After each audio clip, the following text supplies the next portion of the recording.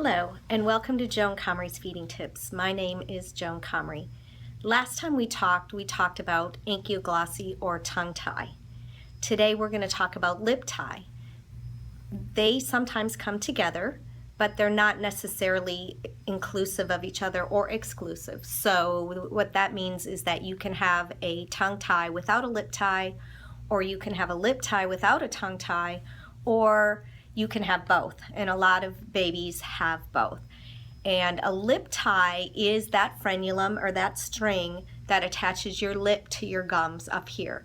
And a lot of times kids that have a tight frenulum that it's never been picked up will be riding their bikes when they're little kids, and they'll fall forward and they'll bust their lip, and that will slice open their it's called labial frenulum or their lip tie.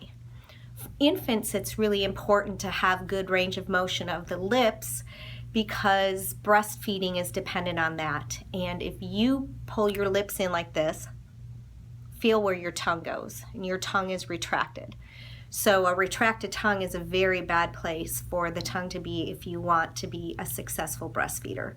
So what the doctor or the dentist will do to evaluate a lip tie is they'll take the lip and they'll lift it up and see if it can go up towards the nose. And if your baby has that range of motion, but when you're breastfeeding that lip continues to tuck under, you need to just manually lift those lips when they're breastfeeding to make sure you get that fish lip or that flange.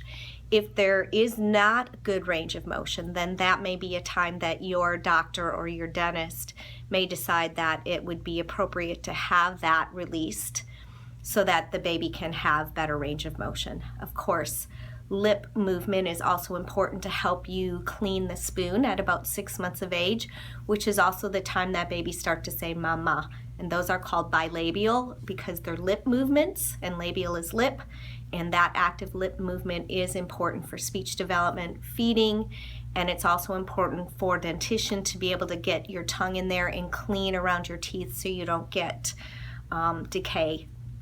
So you can have a tongue tie without a lip tie. You can have a lip tie without a tongue tie.